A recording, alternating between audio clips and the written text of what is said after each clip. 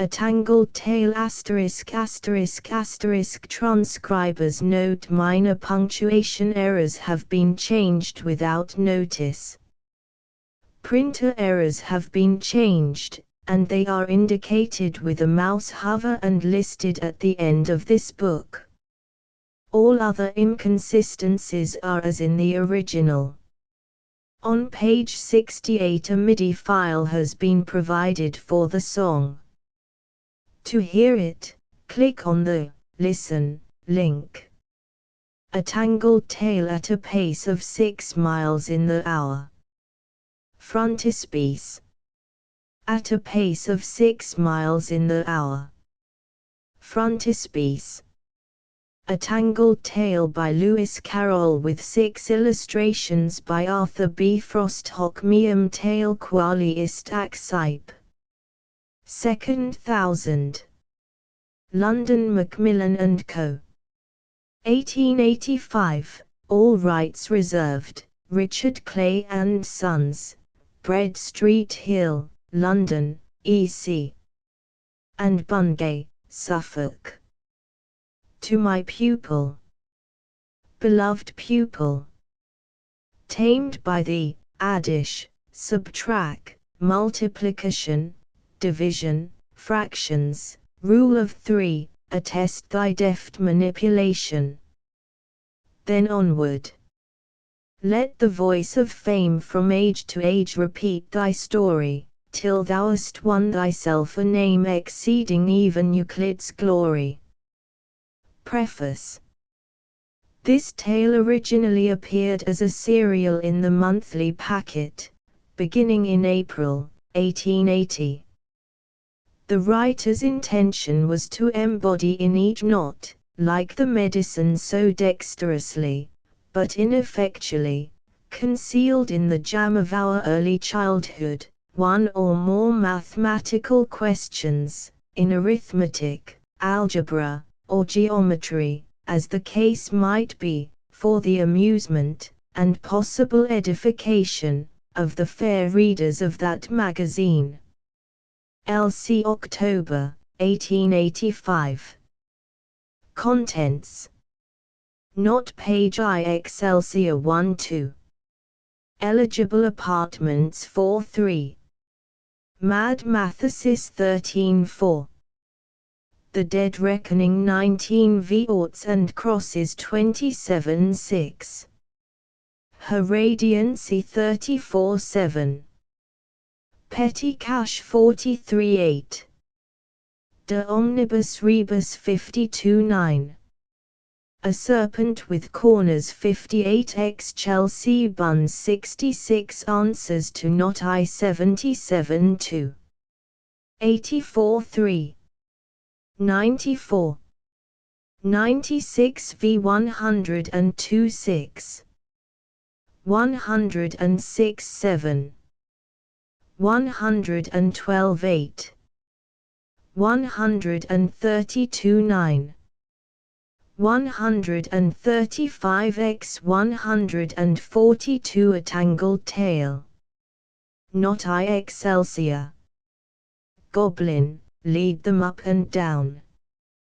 The ruddy glow of sunset was already fading into the somber shadows of night, when 2 travelers might have been observed swiftly, at a pace of 6 miles in the hour, descending the rugged side of a mountain, the younger bounding from crag to crag with the agility of a fawn, while his companion, whose aged limbs seemed ill at ease in the heavy chain armor habitually worn by tourists in that district, toiled on painfully at his side. As is always the case under such circumstances, the younger knight was the first to break the silence. "A goodly pace, I trow," he exclaimed. "We sped not thus in the ascent." "Goodly, indeed," the other echoed with a groan. "We clomb it but at 3 miles in the hour." "And on the dead level our pace is," the younger suggested, for he was weak in statistics, and left all such details to his aged companion. 4 miles in the hour, the other wearily replied. Not an ounce more, he added, with that love of metaphor so common in old age, and not a farthing less. 'Twas 3 hours past high noon when we left our hostelry, the young man said, musingly. We shall scarce be back by supper time. Perchance mine host will roundly deny us all food. He will chide our tardy return, was the grave reply, and such a rebuke will be meet. A brave conceit, cried the other, with a merry laugh. And should we bid him bring us yet another course, I trow his answer will be tart. We shall but get our deserts, sighed the elder knight, who had never seen a joke in his life, and was somewhat displeased at his companion's untimely levity. 'Twill be 9 of the clock, he added in an undertone, by the time we regain our hostelry. Full many a mile shall we have plodded this day. How many? How many? Cried the eager youth, ever athirst for knowledge. The old man was silent. Tell me, he answered, after a moment's thought, what time it was when we stood together on yonder peak. Not exact to the minute, he added hastily, reading a protest in the young man's face. And I guess be within 1 poor half hour of the mark, 'tis all I ask of thy mother's son. Then will I tell thee, true to the last inch, how far we shall have trudged betwixt 3 and 9 of the clock.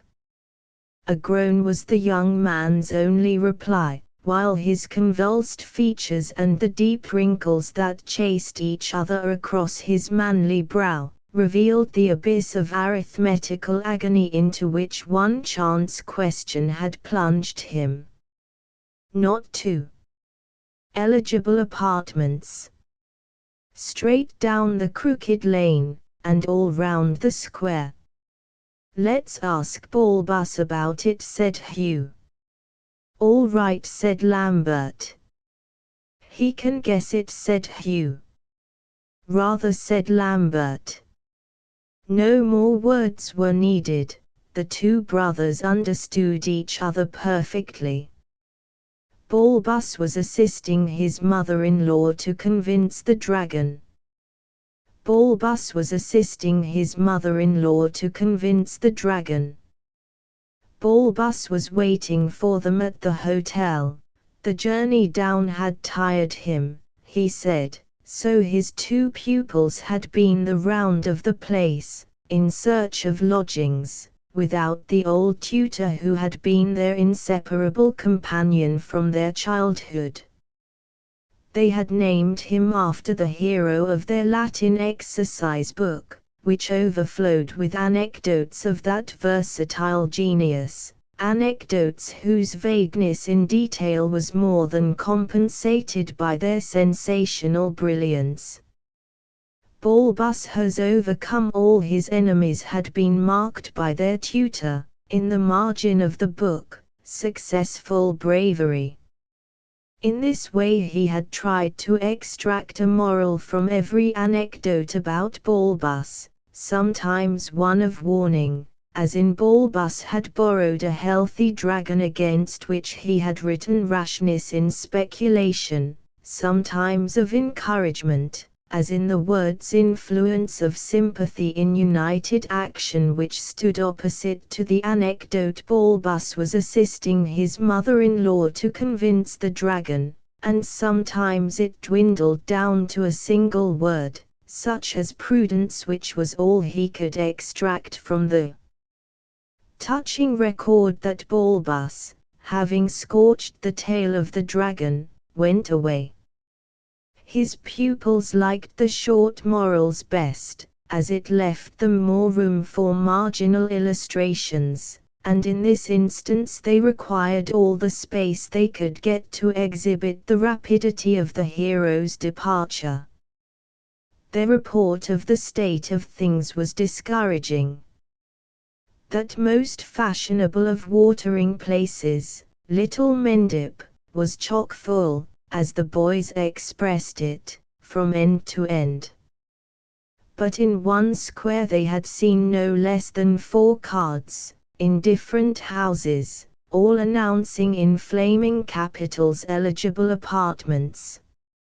So there's plenty of choice, after all, you see, said spokesman Hugh in conclusion.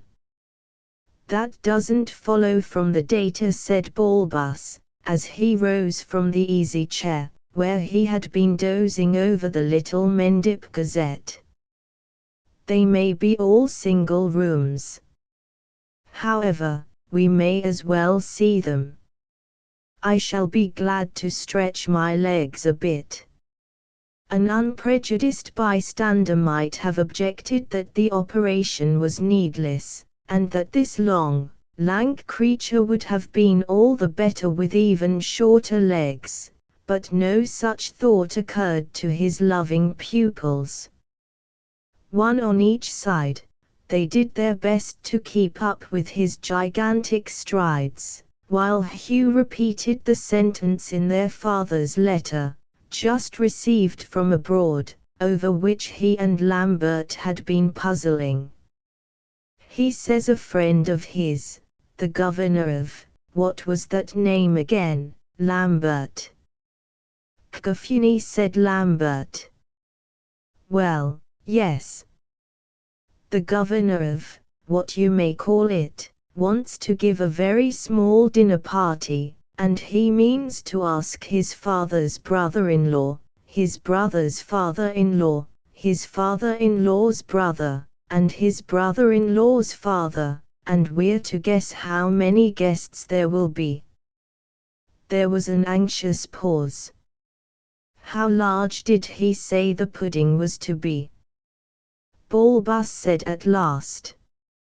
Take its cubical contents, divide by the cubical contents of what each man can eat, and the quotient. He didn't say anything about pudding, said Hugh, and here's the square. As they turned a corner and came into sight of the eligible apartments. It is a square, was Bulbus' first cry of delight, as he gazed around him. Beautiful. Beautiful. Equilateral. And rectangular. The boys looked round with less enthusiasm. Number 9 is the first with a card, said prosaic Lambert, but Bulbus would not so soon awake from his dream of beauty. See, boys, he cried. 20 doors on a side. What symmetry! Each side divided into 21 equal parts. It's delicious. Shall I knock, or ring? Said Hugh, looking in some perplexity at a square brass plate which bore the simple inscription "Ring" also. Both, said Bulbus. That's an ellipsis, my boy. Did you never see an ellipsis before? I couldn't hardly read it, said Hugh, evasively. It's no good having an ellipsis, if they don't keep it clean. Which there is one room, gentlemen, said the smiling landlady. And a suite room too. As snug a little back room, we will see it, said Bulbus gloomily, as they followed her in. I knew how it would be. One room in each house. No view, I suppose. Which indeed there is, gentlemen, the landlady indignantly protested, as she drew up the blind, and indicated the back garden. Cabbages, I perceive, said Bulbus. Well, they're green, at any rate. which the greens at the shops, their hostess explained, are by no means dependable upon. Here you has them on the premises, and of the best. Does the window open? Was always Bulbus' first question in testing a lodging, and does the chimney smoke, his second.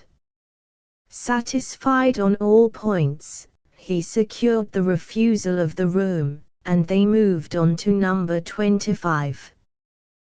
This landlady was grave and stern. I've not but one room left, she told them, and it gives on the back garden. But there are cabbages, Bulbus suggested. The landlady visibly relented. There is, sir, she said, and good ones, though I say it as shouldn't. We can't rely on the shops for greens, so we grows them ourselves. A singular advantage, said Bulbus, and, after the usual questions, they went on to 52. And I'd gladly accommodate you all, if I could, was the greeting that met them. We are but mortal, irrelevant, muttered Bulbus, and I've let all my rooms but one. Which one is a back room, I perceive, said Bulbus, and looking out on cabbages, I presume. Yes, indeed, sir, said their hostess. Whatever other folks may do, we grows our own. For the shops, an excellent arrangement. Bulbus interrupted. Then one can really depend on their being good. Does the window open? The usual questions were answered satisfactorily, but this time Hugh added one of his own invention. Does the cat scratch? The landlady looked round suspiciously, as if to make sure the cat was not listening. I will not deceive you, gentlemen, she said. It do scratch, but not without you pulls its whiskers. It'll never do it, she repeated slowly, with a visible effort to recall the exact words of some written agreement between herself and the cat, without you pulls its whiskers. Much may be excused in a cat so treated, said Bulbus, as they left the house and crossed to number 73, leaving the landlady curtsying on the doorstep, and still murmuring to herself her parting words, as if they were a form of blessing, not without you pulls its whiskers. At number 73 they found only a small shy girl to show the house, who said yes in answer to all questions. The usual room, said Bulbus, as they marched in, the usual back garden, the usual cabbages. I suppose you can't get them good at the shops? Yes, said the girl. Well, you may tell your mistress we will take the room, and that her plan of growing her own cabbages is simply admirable. Yes, said the girl, as she showed them out. 1 day room and 3 bedrooms, said Bulbus, as they returned to the hotel. We will take as our day room the one that gives us the least walking to do to get to it. Must we walk from door to door, and count the steps, said Lambert. No, no. Figure it out, my boys, figure it out. Bulbus gaily exclaimed, as he put pens, ink, and paper before his hapless pupils, and left the room. I say. It'll be a job, said Hugh. Rather, said Lambert. Not 3. Mad Mathesis. I waited for the train.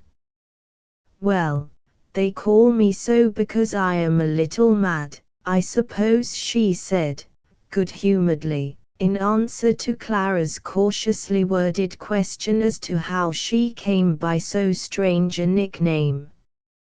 "You see, I never do what sane people are expected to do nowadays. I never wear long trains. Talking of trains, that's the Charing Cross Metropolitan Station. I've something to tell you about that, and I never play lawn tennis. I can't cook an omelette. I can't even set a broken limb. There's an ignoramus for you." Clara was her niece, and full 20 years her junior. In fact, she was still attending a high school, an institution of which Mad Mathesis spoke with undisguised aversion. "Let a woman be meek and lowly," she would say. "None of your high schools for me." But it was vacation time just now, and Clara was her guest, and Mad Mathesis was showing her the sights of that eighth wonder of the world, London. "The Charing Cross Metropolitan Station," she resumed, waving her hand towards the entrance as if she were introducing her niece to a friend. "The Bayswater and Birmingham extension is just completed, and the trains now run round and round continuously, skirting the border of Wales, just touching at York, and so round by the east coast back to London. The way the trains run is most peculiar. The westerly ones go round in 2 hours, the easterly ones take 3, but they always manage to start 2 trains from here, opposite ways, punctually every quarter of an hour." "They part to meet again," said Clara, her eyes filling with tears at the romantic thought. "No need to cry about it," her aunt grimly remarked. "They don't meet on the same line of rails, you know. Talking of meeting, an idea strikes me," she added, changing the subject with her usual abruptness. "Let's go opposite ways round, and see which can meet most trains. No need for a chaperone, ladies' saloon, you know. You shall go whichever way you like, and we'll have a bet about it." "I never make bets," Clara said very gravely. "Our excellent preceptress has often warned us, you'd be none the worse if you did." Mad Mathesis interrupted. "In fact, you'd be the better, I'm certain." "Neither does our excellent preceptress approve of puns," said Clara. "But we'll have a match, if you like. Let me choose my train," she added after a brief mental calculation, "and I'll engage to meet exactly half as many again as you do." "Not if you count fare," Mad Mathesis bluntly interrupted. "Remember, we only count the trains we meet on the way. You mustn't count the one that starts as you start, nor the one that arrives as you arrive. That will only make the difference of 1 train," said Clara, as they turned and entered the station. "But I never travelled alone before. There'll be no one to help me to alight. However, I don't mind. Let's have a match." A ragged little boy overheard her remark, and came running after her. "Buy a box of cigar lights, miss," he pleaded, pulling her shawl to attract her attention. Clara stopped to explain. "I never smoke cigars," she said in a meekly apologetic tone. "Our excellent preceptress, but Mad Mathesis impatiently hurried her on, and the little boy was left gazing after her with round eyes of amazement. The two ladies bought their tickets and moved slowly down the central platform, Mad Mathesis prattling on as usual, Clara silent, anxiously reconsidering the calculation on which she rested her hopes of winning the match. "Mind where you go, dear," cried her aunt, checking her just in time. "One step more, and you'd have been in that pail of cold water." I know," Clara said, dreamily. "The pail, the cold, and the Mooney, take your places on the springboards," shouted a porter. "What are they for?" Clara asked in a terrified whisper. "Merely to help us into the trains." The elder lady spoke with the nonchalance of one quite used to the process. "Very few people can get into a carriage without help in less than 3 seconds, and the trains only stop for 1 second. At this moment the whistle was heard, and 2 trains rushed into the station. A moment's pause, and they were gone again. But in that brief interval several hundred passengers had been shot into them, each flying straight to his place with the accuracy of a mini bullet, while an equal number were showered out upon the side platforms. 3 hours had passed away, and the two friends met again on the Charing Cross platform, and eagerly compared notes. Then Clara turned away with a sigh. To young impulsive hearts, like hers, disappointment is always a bitter pill. Mad Mathesis followed her, full of kindly sympathy. "Try again, my love," she said, cheerily. "Let us vary the experiment. We will start as we did before, but not to begin counting till our trains meet.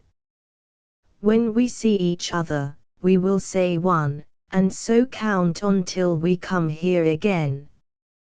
Clara brightened up.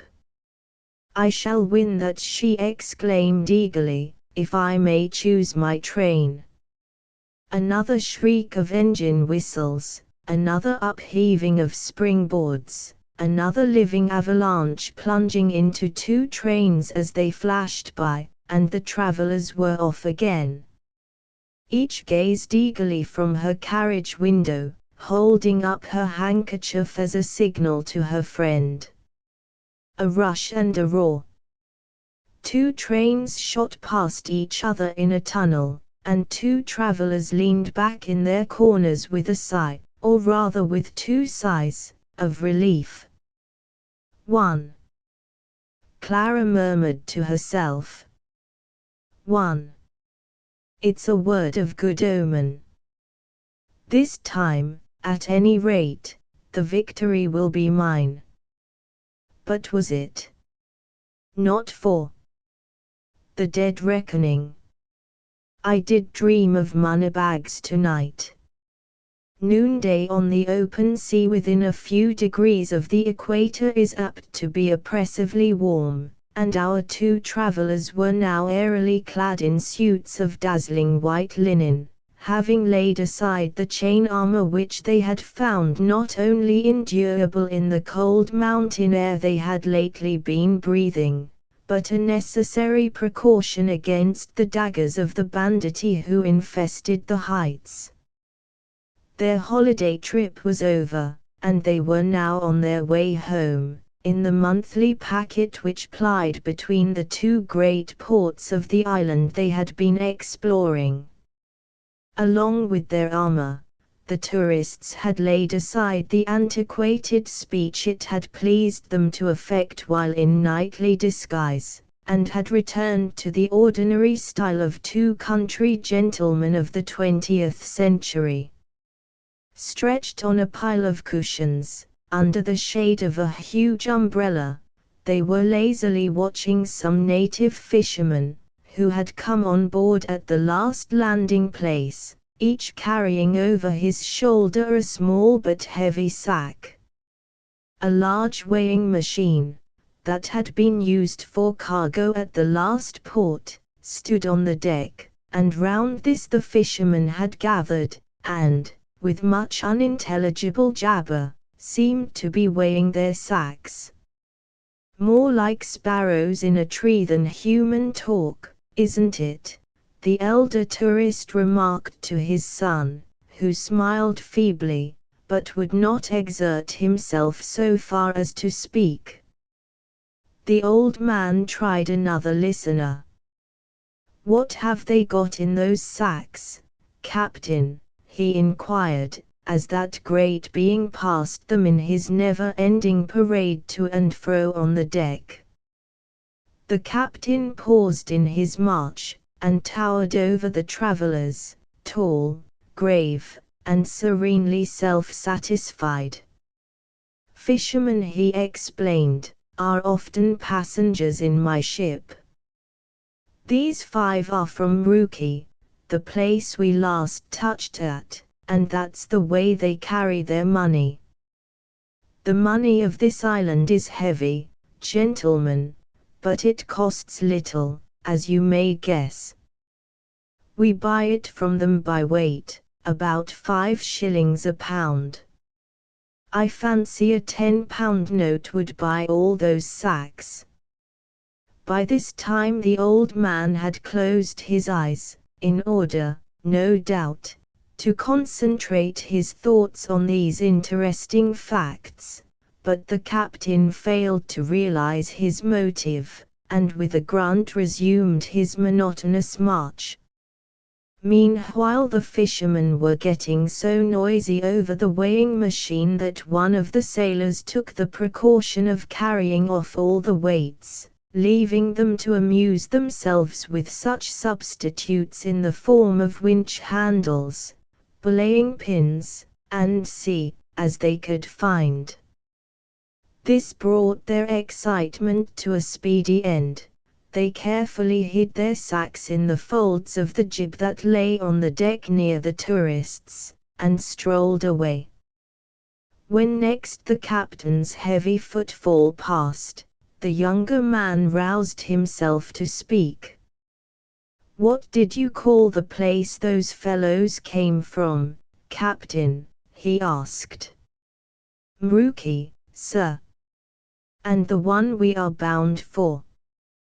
The captain took a long breath, plunged into the word, and came out of it nobly. "They call it Kafuni, sir." "I give it up," the young man faintly said. He stretched out his hand for a glass of iced water which the compassionate steward had brought him a minute ago, and had set down, unluckily, just outside the shadow of the umbrella. It was scalding hot, and he decided not to drink it. The effort of making this resolution, coming close on the fatiguing conversation he had just gone through, was too much for him. He sank back among the cushions in silence. His father courteously tried to make amends for his nonchalance. "Whereabouts are we now, Captain?" said he. "Have you any idea?" The captain cast a pitying look on the ignorant landsman. "I could tell you that, sir," he said, in a tone of lofty condescension, "to an inch." "You don't say so," the old man remarked, in a tone of languid surprise. "And mean so?" persisted the captain. "Why, what do you suppose would become of my ship, if I were to lose my longitude and my latitude? Could you make anything of my dead reckoning?" "Nobody could, I'm sure," the other heartily rejoined. But he had overdone it. "It's perfectly intelligible," the captain said, in an offended tone, "to anyone that understands such things." With these words he moved away, and began giving orders to the men, who were preparing to hoist the jib. Our tourists watched the operation with such interest that neither of them remembered the 5 money bags, which in another moment, as the wind filled out the jib, were whirled overboard and fell heavily into the sea. But the poor fishermen had not so easily forgotten their property. In a moment they had rushed to the spot, and stood uttering cries of fury, and pointing, now to the sea, and now to the sailors who had caused the disaster. The old man explained it to the captain. "Let us make it up among us," he added in conclusion. £10 will do it, I think you said. But the captain put aside the suggestion with a wave of the hand. "No, sir," he said, in his grandest manner. "You will excuse me, I am sure, but these are my passengers. The accident has happened on board my ship, and under my orders. It is for me to make compensation." He turned to the angry fishermen. "Come here, my men," he said, in the Mrukshun dialect. "Tell me the weight of each sack. I saw you weighing them just now." Then ensued a perfect babel of noise, as the 5 natives explained, all screaming together, how the sailors had carried off the weights, and they had done what they could with whatever came handy. 2 iron belaying pins, 3 blocks, 6 holystones, 4 winch handles, and a large hammer, were now carefully weighed, the captain superintending and noting the results. But the matter did not seem to be settled. Even then, an angry discussion followed, in which the sailors and the 5 natives all joined, and at last the captain approached our tourists with a disconcerted look, which he tried to conceal under a laugh. "It's an absurd difficulty," he said. "Perhaps one of you gentlemen can suggest something. It seems they weighed the sacks 2 at a time. If they didn't have 5 separate weighings, of course you can't value them separately," the youth hastily decided. "Let's hear all about it," was the old man's more cautious remark. "They did have 5 separate weighings," the captain said, "but, well, it beats me entirely," he added, in a sudden burst of candor. "Here's the result. First and second sack weighed 12 pounds, second and third, 13.5, third and fourth, 11.5, fourth and fifth, 8, and then they say they had only the large hammer left, and it took 3 sacks to weigh it down. That's the first, third and fifth, and they weighed 16 pounds. There, gentlemen. Did you ever hear anything like that?" The old man muttered under his breath, "If only my sister were here," and looked helplessly at his son. His son looked at the 5 natives. The 5 natives looked at the captain. The captain looked at nobody, his eyes were cast down, and he seemed to be saying softly to himself, "Contemplate one another, gentlemen, if such be your good pleasure. I contemplate myself. Not V-oughts and crosses. Look here, upon this picture, and on this. And what made you choose the first train, goosey?" said Mad Mathesis, as they got into the cab. "Couldn't you count better than that?" "I took an extreme case," was the tearful reply. "Our excellent preceptress always says, when in doubt, my dears, take an extreme case. And I was in doubt. Does it always succeed? Her aunt enquired. Clara sighed. Not always, she reluctantly admitted. And I can't make out why. One day she was telling the little girls, they make such a noise at tea, you know, the more noise you make, the less jam you will have, and vice versa. And I thought they wouldn't know what vice versa meant, so I explained it to them. I said if you make an infinite noise, you'll get no jam, and if you make no noise, you'll get an infinite lot of jam. But our excellent preceptress said that wasn't a good instance. Why wasn't it? She added plaintively. Her aunt evaded the question. One sees certain objections to it, she said. But how did you work it with the metropolitan trains?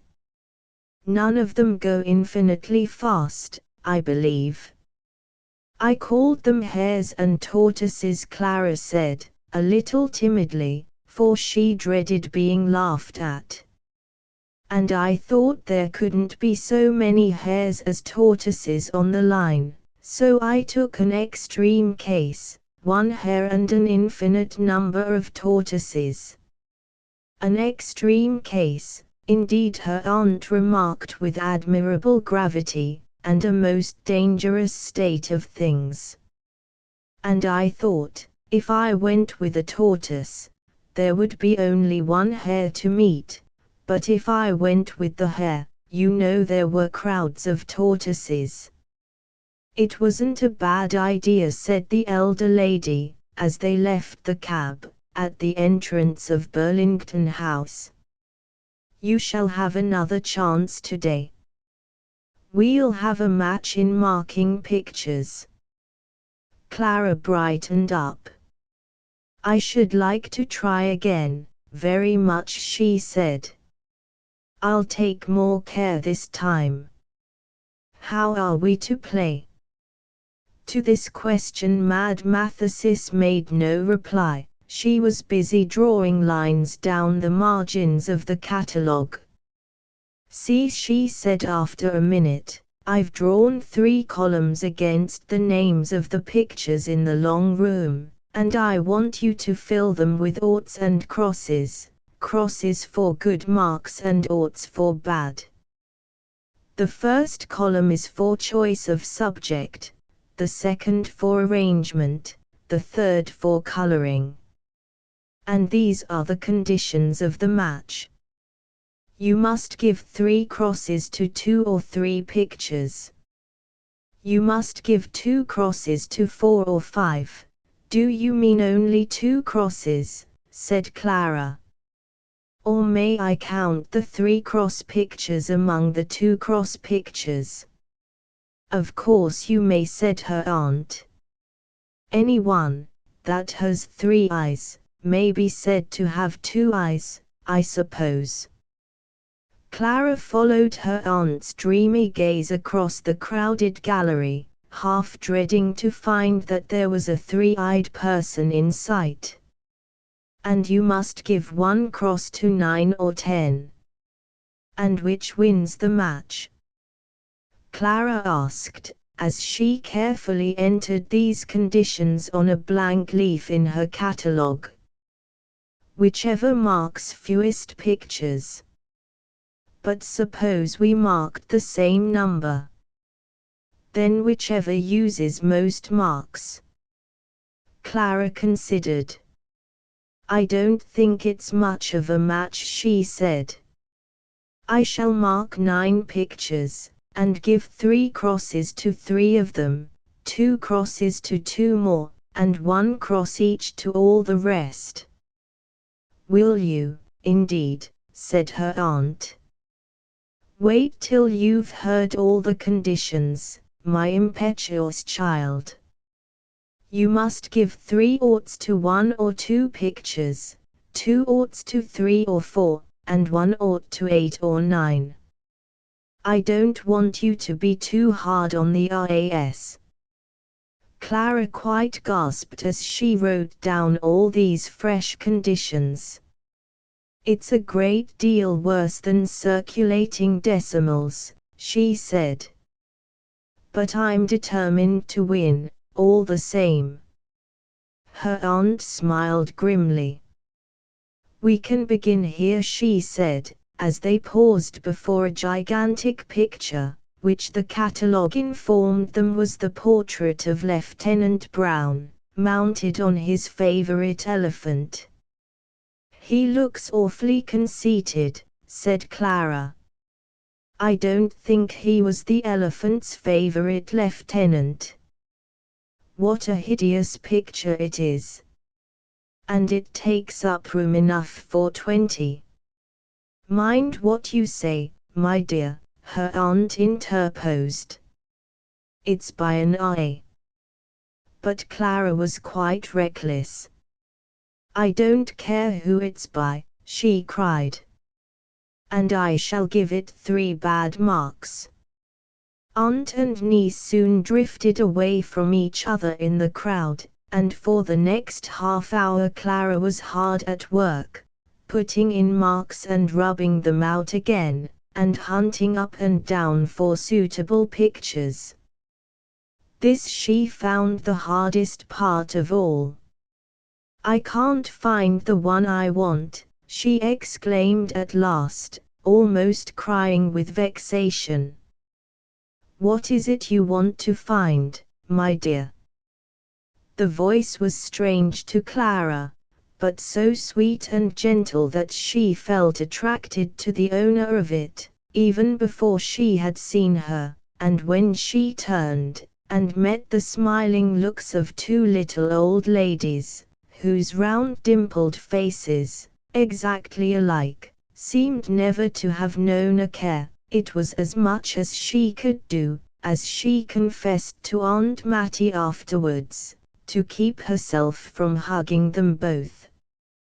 I was looking for a picture, she said, that has a good subject, and that's well arranged, but badly colored. The little old ladies glanced at each other in some alarm. Calm yourself, my dear, said the one who had spoken first, and try to remember which it was. What was the subject?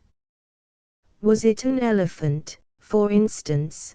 The other sister suggested. They were still in sight of Lieutenant Brown.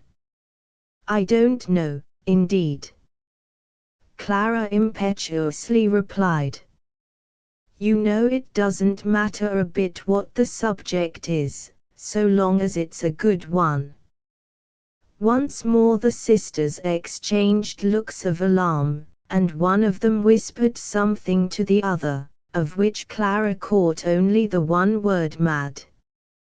They mean Aunt Mattie, of course, she said to herself, fancying, in her innocence, that London was like her native town, where everybody knew everybody else. If you mean my aunt, she added aloud, she's there, just 3 pictures beyond Lieutenant Brown. Ah, well. Then you'd better go to her, my dear, her new friend said, soothingly. She'll find you the picture you want. Goodbye, dear. Goodbye, dear, echoed the other sister, mind you don't lose sight of your aunt. And the pair trotted off into another room, leaving Clara rather perplexed at their manner. They're real darlings, she soliloquized. I wonder why they pity me so. And she wandered on, murmuring to herself it must have 2 good marks, and not 6. Her radiancy. One PC thing that my have got, masky, that thing my no can do. You talky you know saby what. Bamboo. They landed, and were at once conducted to the palace. About halfway they were met by the governor, who welcomed them in English, a great relief to our travelers, whose guide could speak nothing but Cafunean. "I don't half like the way they grin at us as we go by," the old man whispered to his son. "And why do they say bamboo so often?" "It alludes to a local custom," replied the governor, who had overheard the question. "Such persons as happen in any way to displease Her Radiancy are usually beaten with rods." "Why do they say bamboo so often?" "Why do they say bamboo so often?" The old man shuddered. "A most objectionable local custom," he remarked with strong emphasis. "I wish we had never landed." "Did you notice that black fellow, Norman, opening his great mouth at us? I verily believe he would like to eat us." Norman appealed to the governor, who was walking at his other side. "Do they often eat distinguished strangers here?" he said, in as indifferent a tone as he could assume. "Not often, not ever," was the welcome reply. "They are not good for it. Pigs we eat, for they are fat. This old man is thin." "And thankful to be so," muttered the elder traveler. "Beaten we shall be without a doubt. It's a comfort to know it won't be beaten without the bee. My dear boy, just look at the peacocks." They were now walking between two unbroken lines of those gorgeous birds, each held in check, by means of a golden collar and chain, by a black slave, who stood well behind, so as not to interrupt the view of the glittering tail, with its network of rustling feathers and its 100 eyes. The governor smiled proudly. "In your honor," he said, "Her Radiancy has ordered up 10,000 additional peacocks. She will, no doubt, decorate you, before you go, with the usual star and feathers." "It'll be star without the S," faltered one of his hearers. "Come, come.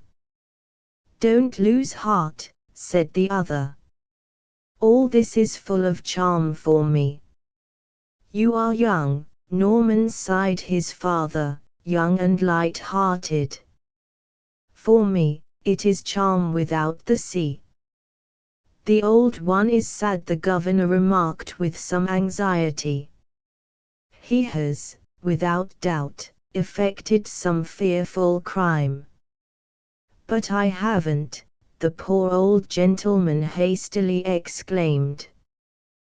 "Tell him I haven't, Norman." "He has not, as yet," Norman gently explained. And the governor repeated, in a satisfied tone, "Not as yet." "Yours is a wondrous country," the governor resumed, after a pause. "Now here is a letter from a friend of mine, a merchant, in London. He and his brother went there a year ago, with £1,000 apiece, and on New Year's Day they had £60,000 between them." "How did they do it?" Norman eagerly exclaimed. Even the elder traveler looked excited. The governor handed him the open letter. "Anybody can do it, when once they know how," so ran this oracular document. "We borrowed naught, we stole naught. We began the year with only £1,000 apiece, and last New Year's Day we had £60,000 between us, 60,000 golden sovereigns." Norman looked grave and thoughtful as he handed back the letter. His father hazarded one guess. Was it by gambling? A Caffunian never gambles, said the governor gravely, as he ushered them through the palace gates. They followed him in silence down a long passage, and soon found themselves in a lofty hall, lined entirely with peacock's feathers. In the center was a pile of crimson cushions, which almost concealed the figure of her radiancy, a plump little damsel, in a robe of green satin dotted with silver stars, whose pale round face lit up for a moment with a half-smile as the travelers bowed before her, and then relapsed into the exact expression of a wax doll, while she languidly murmured a word or two in the Caffunian dialect. The governor interpreted. Her radiancy welcomes you. She notes the impenetrable placidity of the old one, and the imperceptible acuteness of the youth. Here the little potentate clapped her hands, and a troop of slaves instantly appeared, carrying trays of coffee and sweetmeats, which they offered to the guests, who had, at a signal from the governor, seated themselves on the carpet. Sugar plums, muttered the old man. One might as well be at a confectioner's. Ask for a penny bun, Norman. Not so loud, his son whispered. Say something complimentary. For the governor was evidently expecting a speech. We thank her exalted potency, the old man timidly began. We bask in the light of her smile, which, the words of old men are weak, the governor interrupted angrily. Let the youth speak. Tell her, cried Norman, in a wild burst of eloquence, that, like two grasshoppers in a volcano, we are shriveled up in the presence of her spangled vehemence. It is well, said the governor, and translated this into Caffunian. I am now to tell you, he proceeded, what her radiancy requires of you before you go. The yearly competition for the post of imperial scarf maker is just ended, you are the judges. You will take account of the rate of work, the lightness of the scarves, and their warmth. Usually the competitors differ in one point only. Thus, last year, Fifi and Gogo made the same number of scarves in the trial week, and they were equally light, but Fifi's were twice as warm as Gogo's and she was pronounced twice as good. But this year, woe is me, who can judge it? 3 competitors are here, and they differ in all points. While you settle their claims, you shall be lodged, her radiancy bids me say, free of expense, in the best dungeon, and abundantly fed on the best bread and water. The old man groaned. All is lost, he wildly exclaimed. But Norman heeded him not. He had taken out his notebook, and was calmly jotting down the particulars. 3 they be, the governor proceeded, Lolo, Mimi, and Zuzu. Lolo makes 5 scarves while Mimi makes 2, but Zuzu makes 4 while Lolo makes 3. Again, so fairy-like is Zuzu's handiwork, 5 of her scarves weigh no more than 1 of Lolo's, yet Mimi's is lighter still, 5 of hers will but balance 3 of Zuzu's. And for warmth 1 of Mimi's is equal to 4 of Zuzu's, yet 1 of Lolo's is as warm as 3 of Mimi's. Here the little lady once more clapped her hands. It is our signal of dismissal, the governor hastily said. Pay her radiancy your farewell compliments, and walk out backwards. The walking part was all the elder tourist could manage. Norman simply said, "Tell Her Radiancy we are transfixed by the spectacle of her serene brilliance," and bid an agonized farewell to her condensed milkiness. "Her Radiancy is pleased," the governor reported, after duly translating this. "She casts on you a glance from her imperial eyes, and is confident that you will catch it."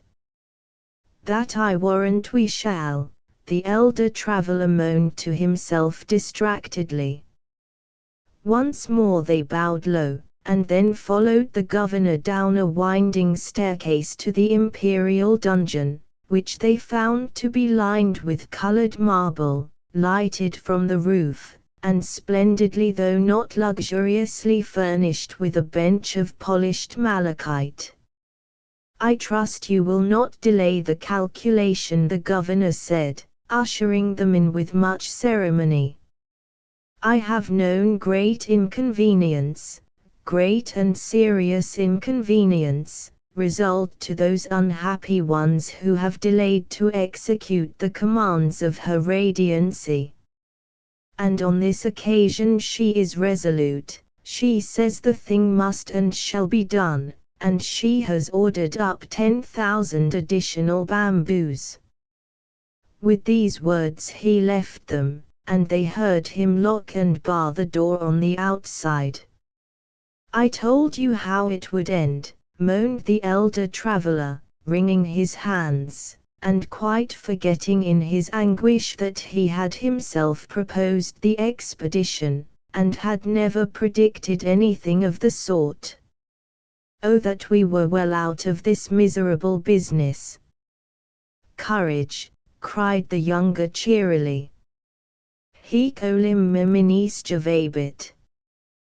The end of all this will be glory. Glory without the L, was all the poor old man could say, as he rocked himself to and fro on the malachite bench. Glory without the L.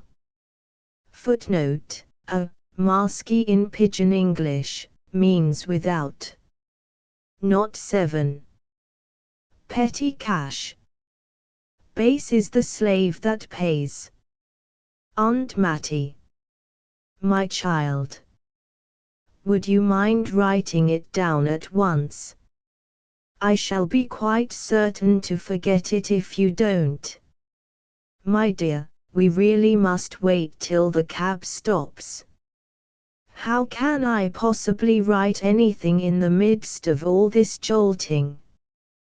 But really I shall be forgetting it. Clara's voice took the plaintive tone that her aunt never knew how to resist, and with a sigh the old lady drew forth her ivory tablets and prepared to record the amount that Clara had just spent at the confectioner's shop. Her expenditure was always made out of her aunt's purse, but the poor girl knew, by bitter experience, that sooner or later Mad Mathesis would expect an exact account of every penny that had gone, and she waited, with ill-concealed impatience, while the old lady turned the tablets over and over, till she had found the one-headed petty cash.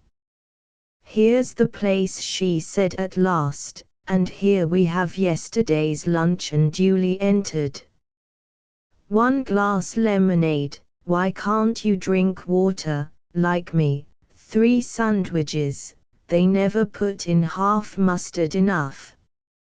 I told the young woman so, to her face, and she tossed her head, like her impudence, and 7 biscuits. Total 1 and 2 pence. Well, now for today's.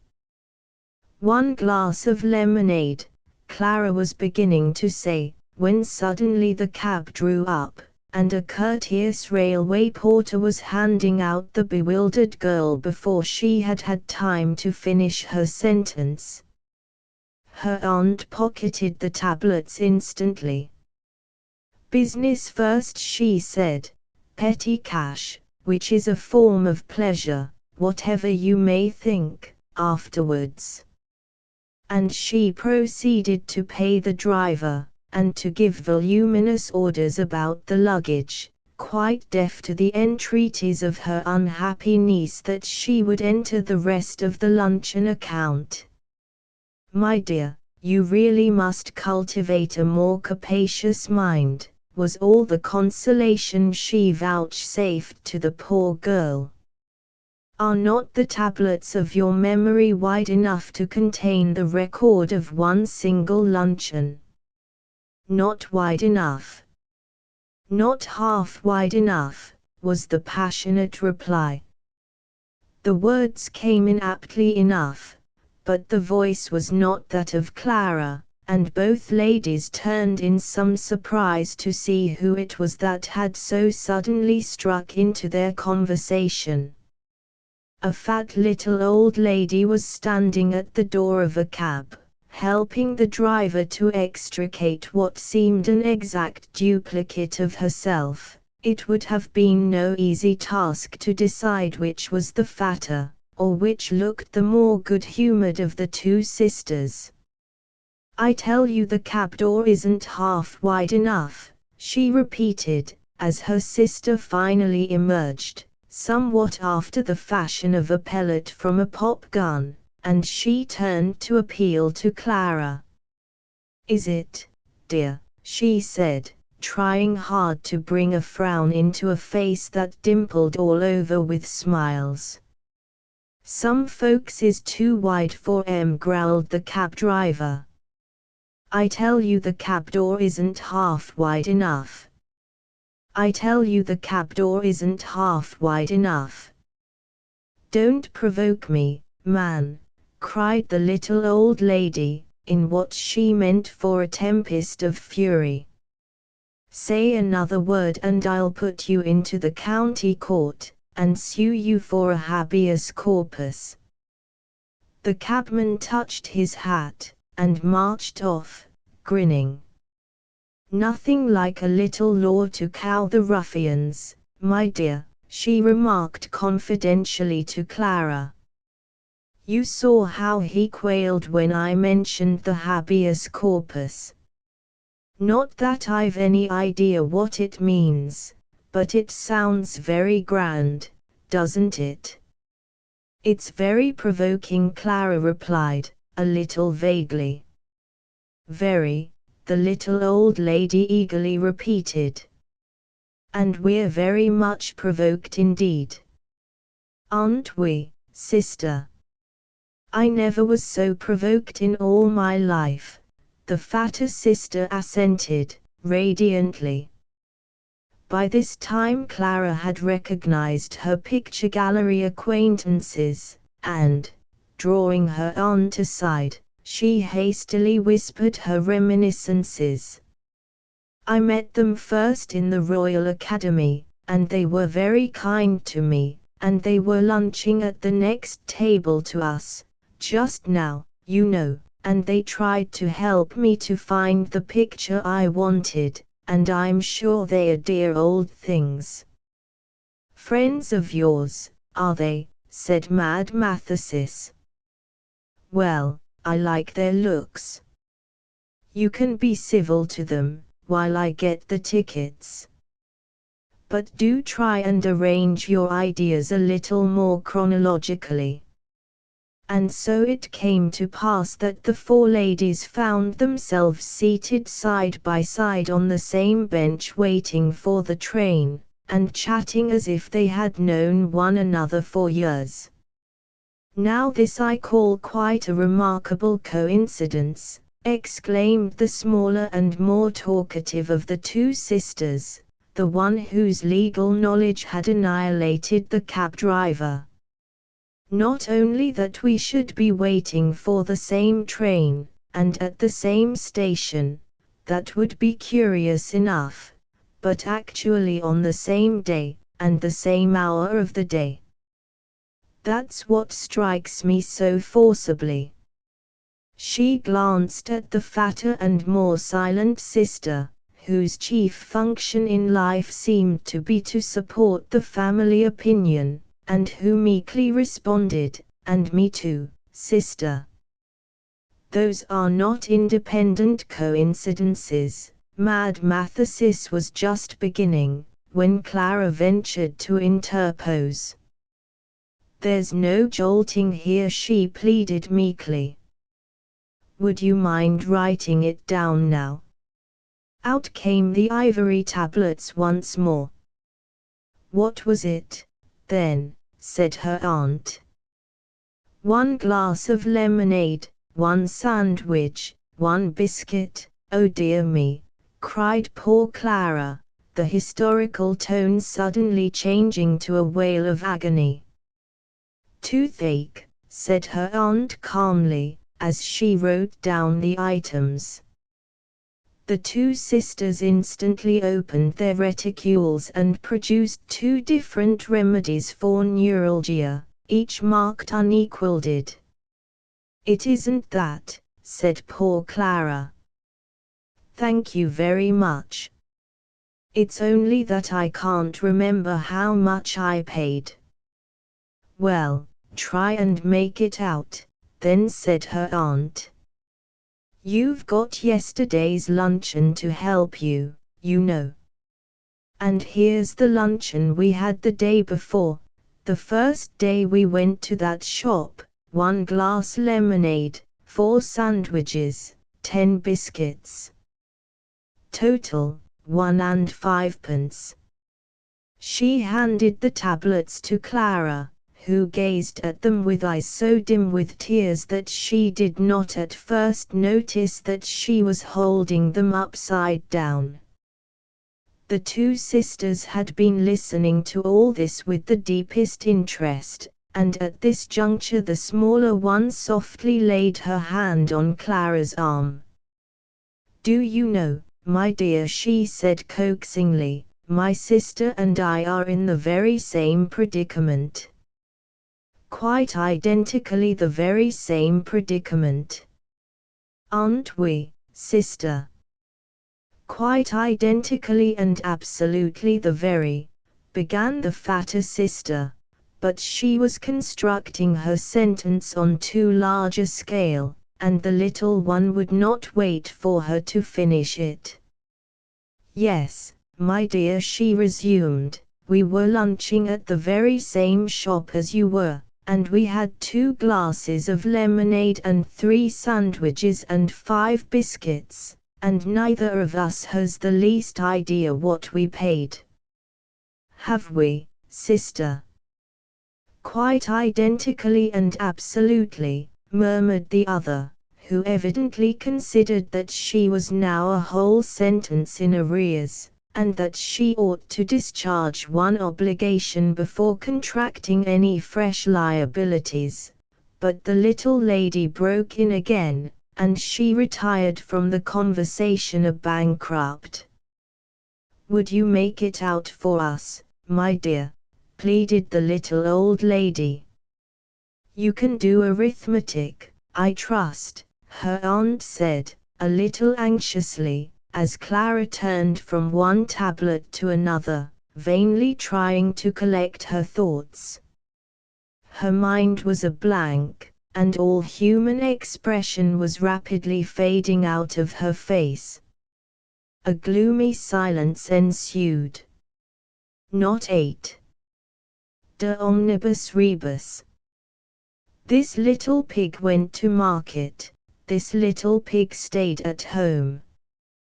By Her Radiance's express command, said the governor, as he conducted the travelers, for the last time, from the imperial presence, I shall now have the ecstasy of escorting you as far as the outer gate of the military quarter, where the agony of parting, if indeed nature can survive the shock, must be endured. From that gate Grumstips start every quarter of an hour, both ways. Would you mind repeating that word?" said Norman. Grumstips, the governor repeated. "You call them omnibuses in England," They run both ways, and you can travel by one of them all the way down to the harbor." The old man breathed a sigh of relief. 4 hours of courtly ceremony had wearied him, and he had been in constant terror lest something should call into use the 10,000 additional bamboos. In another minute they were crossing a large quadrangle, paved with marble, and tastefully decorated with a pigsty in each corner. Soldiers, carrying pigs, were marching in all directions, and in the middle stood a gigantic officer giving orders in a voice of thunder, which made itself heard above all the uproar of the pigs. "It is the commander-in-chief," the governor hurriedly whispered to his companions, who at once followed his example in prostrating themselves before the great man. The commander gravely bowed in return. He was covered with gold lace from head to foot, his face wore an expression of deep misery, and he had a little black pig under each arm. Still the gallant fellow did his best. In the midst of the orders he was every moment issuing to his men, to bid a courteous farewell to the departing guests. "Farewell, O old one, carry these 3 to the south corner, and farewell to thee, thou young one, put this fat one on the top of the others in the western sty, may your shadows never be less, woe is me, it is wrongly done. Empty out all the sties, and begin again." And the soldier leant upon his sword, and wiped away a tear. "He is in distress," the governor explained as they left the court. "Her Radiancy has commanded him to place 24 pigs in those 4 sties, so that, as she goes round the court, she may always find the number in each sty nearer to 10 than the number in the last." "Does she call 10 nearer to 10 than 9 is?" said Norman. "Surely," said the governor. "Her Radiancy would admit that 10 is nearer to 10 than 9 is, and also nearer than 11 is." "Then I think it can be done," said Norman. The governor shook his head. "The commander has been transferring them in vain for 4 months," he said. "What hope remains? And Her Radiancy has ordered up 10,000 additional. The pigs don't seem to enjoy being transferred," the old man hastily interrupted. He did not like the subject of bamboos. "They are only provisionally transferred, you know," said the governor. "In most cases they are immediately carried back again, so they need not mind it. And all is done with the greatest care, under the personal superintendence of the commander-in-chief." "Of course she would only go once round," said Norman. "Alas, no," sighed their conductor. "Round and round.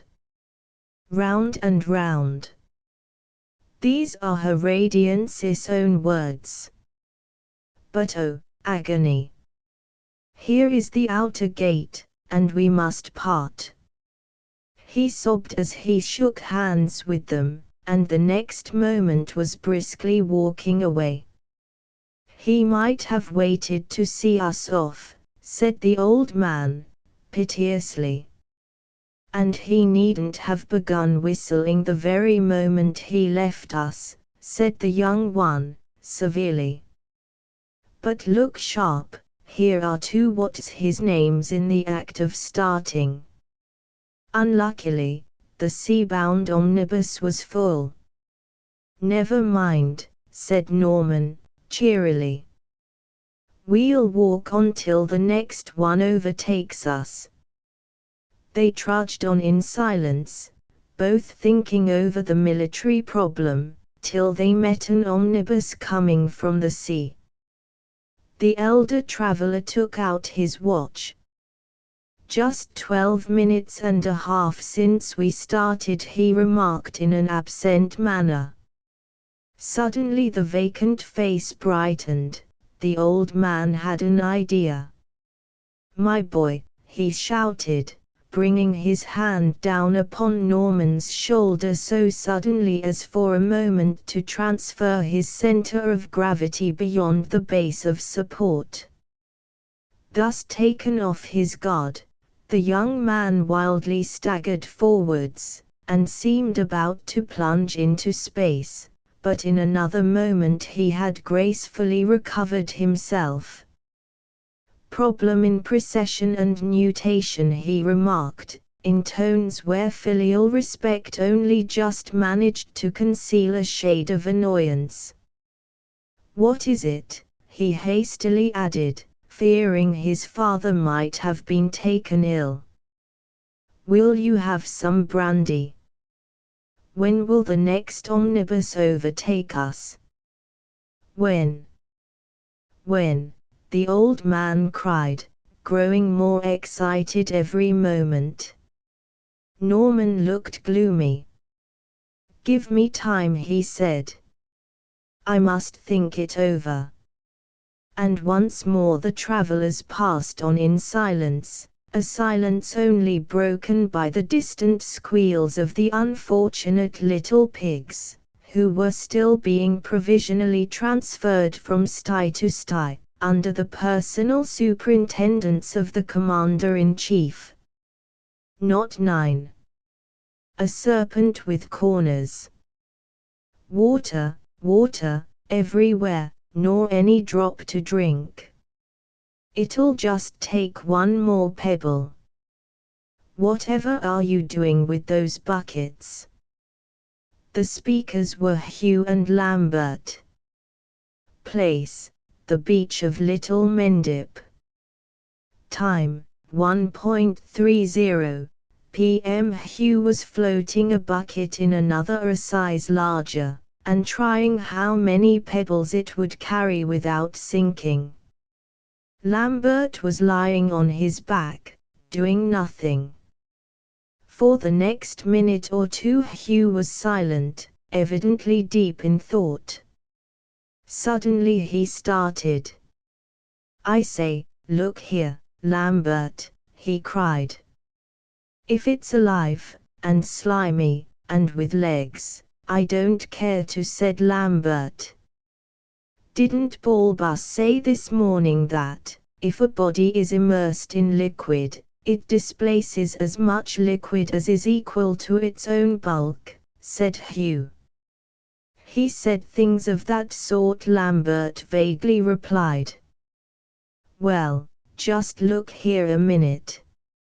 Here's the little bucket almost quite immersed, so the water displaced ought to be just about the same bulk. And now just look at it." He took out the little bucket as he spoke, and handed the big one to Lambert. "Why, there's hardly a teacupful. Do you mean to say that water is the same bulk as the little bucket?" "Course it is," said Lambert.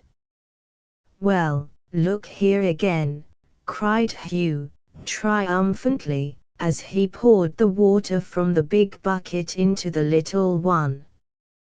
"Why, it doesn't half fill it." "That's its business," said Lambert. "If Balbus says it's the same bulk, why, it is the same bulk, you know." "Well, I don't believe it," said Hugh. "You needn't," said Lambert. "Besides, it's dinner time. Come along." They found Balbus waiting dinner for them, and to him Hugh at once propounded his difficulty. "Let's get you helped first," said Balbus, briskly cutting away at the joint. "You know the old proverb, mutton first, mechanics afterwards." The boys did not know the proverb, but they accepted it in perfect good faith, as they did every piece of information, however startling, that came from so infallible an authority as their tutor. They ate on steadily in silence, and, when dinner was over, Hugh set out the usual array of pens, ink, and paper, while Balbus repeated to them the problem he had prepared for their afternoon's task. "A friend of mine has a flower garden, a very pretty one, though no great size." "How big is it?" said Hugh. "That's what you have to find out," Balbus gaily replied. "All I tell you is that it is oblong in shape, just half a yard longer than its width, and that a gravel walk, 1 yard wide, begins at one corner and runs all round it." "Joining into itself," said Hugh. "Not joining into itself, young man.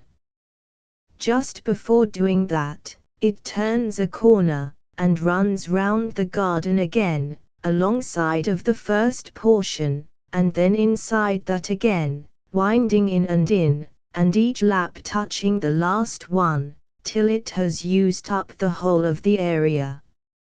"Like a serpent with corners," said Lambert. "Exactly so. And if you walk the whole length of it, to the last inch, keeping in the center of the path, it's exactly 2.5 miles a furlong. Now, while you find out the length and breadth of the garden, I'll see if I can think out that sea-water puzzle." "You said it was a flower garden?" Hugh inquired, as Balbus was leaving the room. "I did," said Balbus. "Where do the flowers grow?" said Hugh. But Balbus thought it best not to hear the question. He left the boys to their problem, and, in the silence of his own room, set himself to unravel Hugh's mechanical paradox. "To fix our thoughts," he murmured to himself, as, with hands deep buried in his pockets, he paced up and down the room, "we will take a cylindrical glass jar, with a scale of inches marked up the side, and fill it with water up to the 10-inch mark, and we will assume that every inch depth of jar contains a pint of water. We will now take a solid cylinder, such that every inch of it is equal in bulk to half a pint of water, and plunge 4 inches of it into the water, so that the end of the cylinder comes down to the 6-inch mark. Well, that displaces 2 pints of water. What becomes of them? Why, if there were no more cylinder, they would lie comfortably on the top, and fill the jar up to the 12-inch mark. But unfortunately there is more cylinder, occupying half the space between the 10-inch and the 12-inch marks, so that only 1 pint of water can be accommodated there. What becomes of the other pint? Why, if there were no more cylinder, it would lie on the top, and fill the jar up to the 13-inch mark. But unfortunately, shade of Newton, he exclaimed, in sudden accents of terror. When does the water stop rising? A bright idea struck him. I'll write a little essay on it, he said. Balbus's essay. When a solid is immersed in a liquid, it is well known that it displaces a portion of the liquid equal to itself in bulk, and that the level of the liquid rises just so much as it would rise if a quantity of liquid had been added to it, equal in bulk to the solid. Lardner says, precisely the same process occurs when a solid is partially immersed, the quantity of liquid displaced, in this case, equaling the portion of the solid which is immersed, and the rise of the level being in proportion. Suppose a solid held above the surface of a liquid and partially immersed, a portion of the liquid is displaced, and the level of the liquid rises. But, by this rise of level, a little bit more of the solid is of course immersed, and so there is a new displacement of a second portion of the liquid, and a consequent rise of level. Again, this second rise of level causes a yet further immersion, and by consequence another displacement of liquid and another rise. It is self-evident that this process must continue till the entire solid is immersed, and that the liquid will then begin to immerse whatever holds the solid, which, being connected with it, must for the time be considered a part of it. If you hold a stick, 6 feet long, with its end in a tumbler of water, and wait long enough, you must eventually be immersed. The question as to the source from which the water is supplied, which belongs to a high branch of mathematics, and is therefore beyond our present scope, does not apply to the sea. Let us therefore take the familiar instance of a man standing at the edge of the sea, at ebb tide, with a solid in his hand, which he partially immerses. He remains steadfast and unmoved, and we all know that he must be drowned. The multitudes who daily perish in this manner to attest a philosophical truth, and whose bodies the unreasoning wave casts sullenly upon our thankless shores, have a truer claim to be called the martyrs of science than a Galileo or a Kepler. To use Kossuth's eloquent phrase, they are the unnamed demigods of the 19th century. B. There's a fallacy somewhere, he murmured drowsily, as he stretched his long legs upon the sofa. I must think it over again.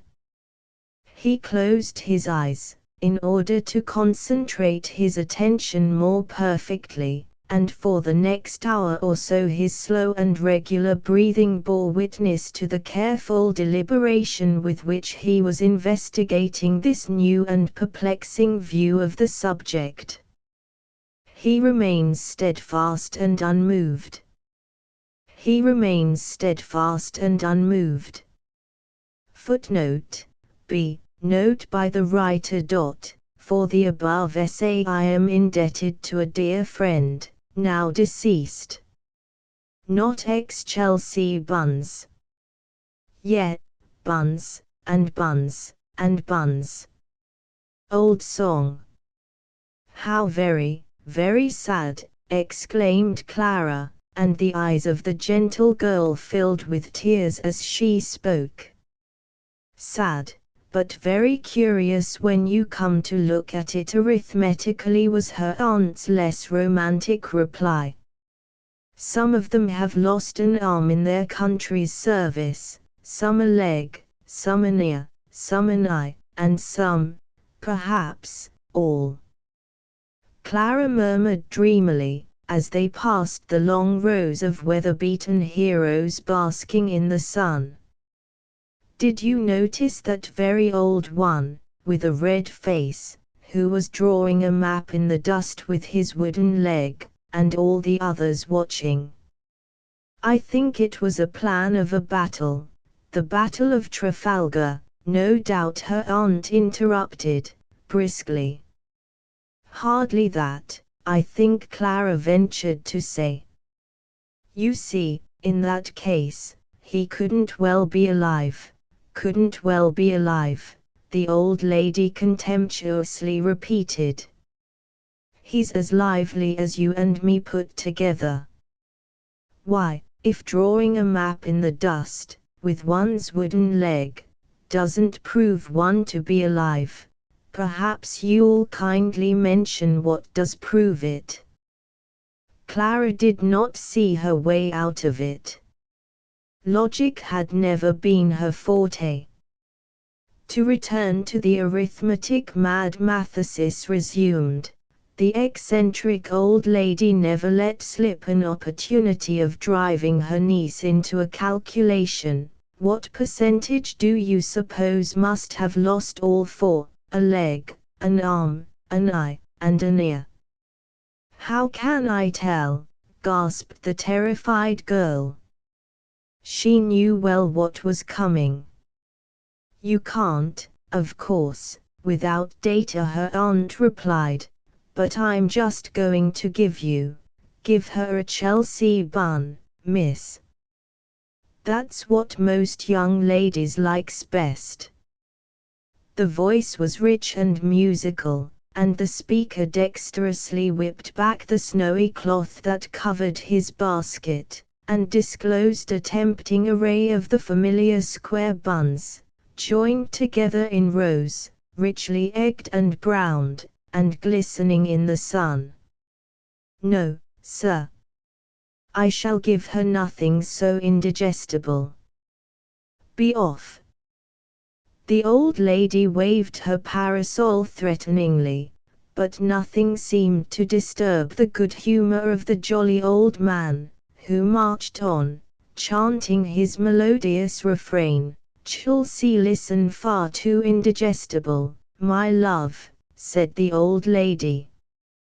Percentages will agree with you ever so much better. Clara sighed, and there was a hungry look in her eyes as she watched the basket lessening in the distance, but she meekly listened to the relentless old lady, who at once proceeded to count off the data on her fingers. Say that 70% have lost an eye, 75%. An ear, 80%. An arm, 85%. A leg, that'll do it beautifully. Now, my dear, what percentage, at least, must have lost all four? No more conversation occurred, unless a smothered exclamation of piping hot, which escaped from Clara's lips as the basket vanished round a corner, could be counted as such, until they reached the old Chelsea mansion, where Clara's father was then staying, with his 3 sons and their old tutor. Balbus, Lambert, and Hugh had entered the house only a few minutes before them. They had been out walking, and Hugh had been propounding a difficulty which had reduced Lambert to the depths of gloom, and had even puzzled Balbus. It changes from Wednesday to Thursday at midnight, doesn't it? Hugh had begun. Sometimes, said Balbus, cautiously. Always, said Lambert, decisively. Sometimes, Balbus gently insisted. 6 midnights out of 7, it changes to some other name. I meant, of course, Hugh corrected himself, when it does change from Wednesday to Thursday, it does it at midnight, and only at midnight. Surely, said Balbus. Lambert was silent. Well, now, suppose it's midnight here in Chelsea. Then it's Wednesday west of Chelsea, say in Ireland or America, where midnight hasn't arrived yet, and it's Thursday east of Chelsea, say in Germany or Russia, where midnight has just passed by. Surely, Balbus said again. Even Lambert nodded this time. But it isn't midnight anywhere else, so it can't be changing from one day to another anywhere else.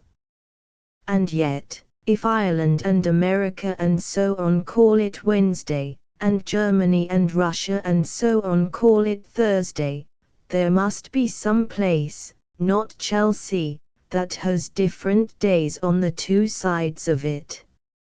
And the worst of it is, the people there get their days in the wrong order. They've got Wednesday east of them, and Thursday west, just as if their day had changed from Thursday to Wednesday. "I've heard that puzzle before," cried Lambert. "And I'll tell you the explanation. When a ship goes round the world from east to west, we know that it loses a day in its reckoning, so that when it gets home, and calls its day Wednesday, it finds people here calling it Thursday, because we've had one more midnight than the ship has had. And when you go the other way round you gain a day." "I know all that," said Hugh, in reply to this not very lucid explanation, "but it doesn't help me, because the ship hasn't proper days. One way round, you get more than 24 hours to the day, and the other way you get less, so of course the names get wrong, but people that live on in one place always get 24 hours to the day." "I suppose there is such a place," Balbus said, meditatively, "though I never heard of it. And the people must find it very queer, as Hugh says, to have the old day east of them, and the new one west, because, when midnight comes round to them, with the new day in front of it and the old one behind it, one doesn't see exactly what happens. I must think it over." So they had entered the house in the state I have described, Balbus puzzled, and Lambert buried in gloomy thought. "Yes, master is at home," said the stately old butler. N.B. It is only a butler of experience who can manage a series of 3 Ms together, without any interjacent vowels. "And the Ole party is waiting for you in the library." "I don't like his calling your father an old party," Mad Mathesis whispered to her niece, as they crossed the hall. And Clara had only just time to whisper in reply he meant the whole party before they were ushered into the library, and the sight of the 5 solemn faces there assembled chilled her into silence. Her father sat at the head of the table, and mutely signed to the ladies to take the 2 vacant chairs, one on each side of him. His 3 sons and Balbus completed the party. Writing materials had been arranged round the table, after the fashion of a ghostly banquet. The butler had evidently bestowed much thought on the grim device. Sheets of quarto paper, each flanked by a pen on one side and a pencil on the other, represented the plates. Pen wipers did duty for rolls of bread, while ink bottles stood in the places usually occupied by wine glasses. The pièce de résistance was a large green baize bag, which gave forth, as the old man restlessly lifted it from side to side, a charming jingle, as of innumerable golden guineas. "Sister, daughter, sons, and Balbus," the old man began, so nervously, that Balbus put in a gentle "here, here," while Hugh drummed on the table with his fists. This disconcerted the unpracticed orator. "Sister," he began again, then paused a moment, moved the bag to the other side, and went on with a rush, "I mean, this being a critical occasion, more or less, being the year when one of my sons comes of age." He paused again in some confusion, having evidently got into the middle of his speech sooner than he intended, but it was too late to go back.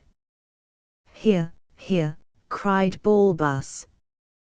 "Quite so," said the old gentleman, recovering his self-possession a little. "When first I began this annual custom, my friend Balbus will correct me if I am wrong," Hugh whispered with a strap, but nobody heard him except Lambert, who only frowned and shook his head at him.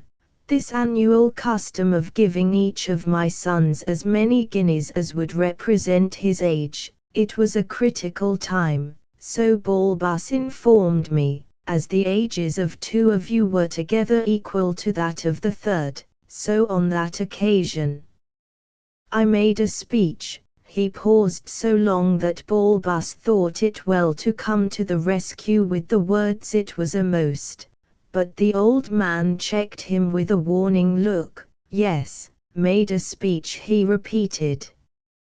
A few years after that, Balbus pointed out, "I say pointed out." "Here, here," cried Balbus. "Quite so," said the grateful old man. That it was another critical occasion. The ages of 2 of you were together double that of the third. So I made another speech, another speech. And now again it's a critical occasion, so Balbus says, and I am making, here Mad Mathesis pointedly referred to her watch, all the haste I can, the old man cried, with wonderful presence of mind. Indeed, sister, I'm coming to the point now. The number of years that have passed since that first occasion is just 2/3 of the number of guineas I then gave you. Now, my boys, calculate your ages from the data, and you shall have the money. But we know our ages, cried Hugh. Silence, sir, thundered the old man, rising to his full height. He was exactly 5'5", in his indignation. I say you must use the data only. You mustn't even assume which it is that comes of age. He clutched the bag as he spoke, and with tottering steps, it was about as much as he could do to carry it, he left the room. And you shall have a similar cadio, the old lady whispered to her niece, when you've calculated that percentage. And she followed her brother. Nothing could exceed the solemnity with which the old couple had risen from the table, and yet was it a grin with which the father turned away from his unhappy sons? Could it be a wink with which the aunt abandoned her despairing niece? And were those sounds of suppressed chuckling which floated into the room, just before Balbus, who had followed them out, closed the door? Surely not, and yet the butler told the cook, but no, that was merely idle gossip, and I will not repeat it.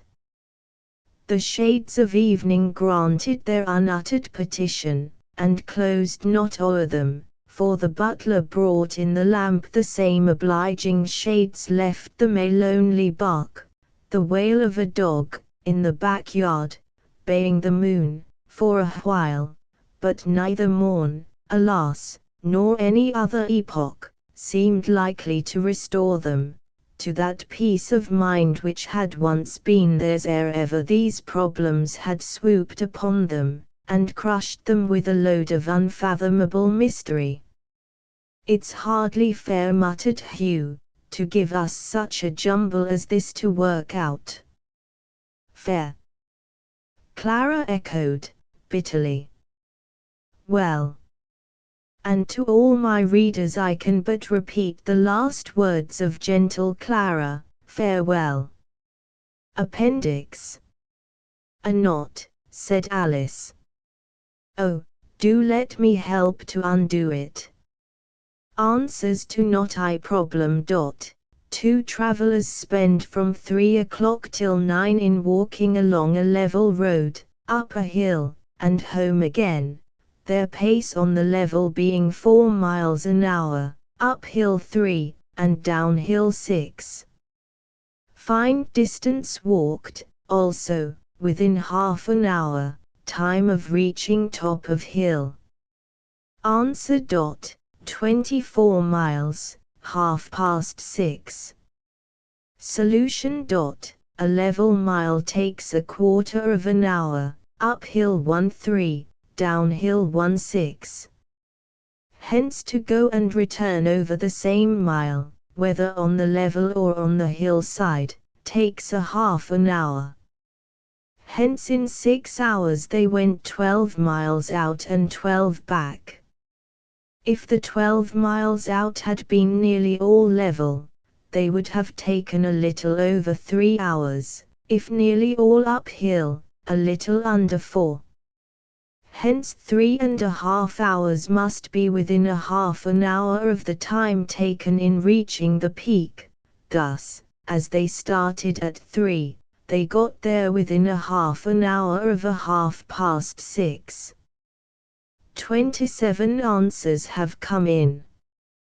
Of these, 9 are right, 16 partially right, and 2 wrong. The 16 give the distance correctly, but they have failed to grasp the fact that the top of the hill might have been reached at any moment between 6 o'clock and 7. The 2 wrong answers are from Gertie Vernon and a nihilist.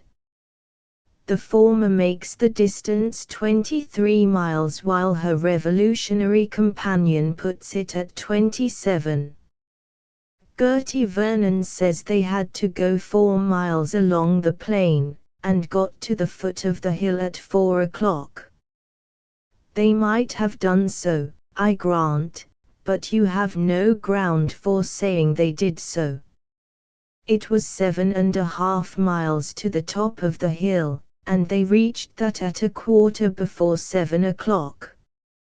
Here you go wrong in your arithmetic, and I must, however reluctantly, bid you farewell. 7.5 miles, at 3 miles an hour, would not require 2 3/4 hours.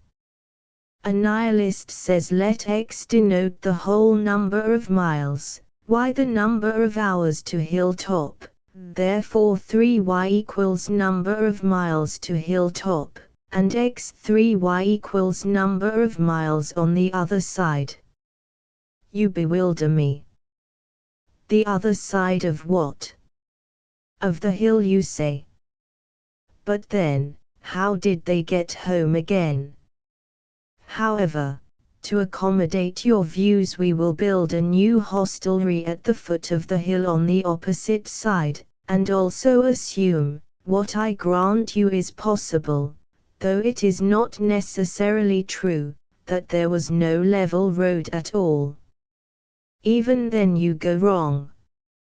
You say y equals 6, x, 3y, 6. X for 1/2 equals 6. 2. I grant you, but I deny. 2. It rests on the assumption that to go part of the time at 3 miles an hour, and the rest at 6 miles an hour, comes to the same result as going the whole time at 4.5 miles an hour. But this would only be true if the part were an exact half, i.e., if they went uphill for 3 hours, and downhill for the other 3, which they certainly did not do.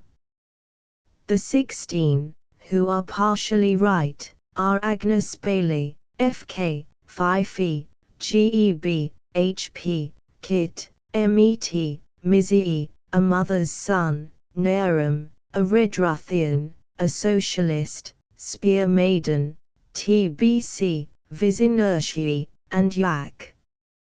Of these, F.K., Fife, TBC, and Vizinershi do not attempt the second part at all. F.K. and H.P. give no working. The rest make particular assumptions, such as that there was no level road, that there were 6 miles of level road, and so on, all leading to particular times being fixed for reaching the hilltop. The most curious assumption is that of Agnes Bailey, who says let x equals number of hours occupied in ascent, then x2 equals hours occupied in descent, and 4x3 equals hours occupied on the level. I suppose you were thinking of the relative rates, uphill and on the level, which we might express by saying that, if they went x miles uphill in a certain time, they would go 4x3 miles on the level in the same time. You have, in fact, assumed that they took the same time on the level that they took in ascending the hill. Phi assumes that, when the aged knight said they had gone 4 miles in the hour on the level, he meant that 4 miles was the distance gone, not merely the rate. This would have been, if Phi will excuse the slang expression, a sell ill-suited to the dignity of the hero.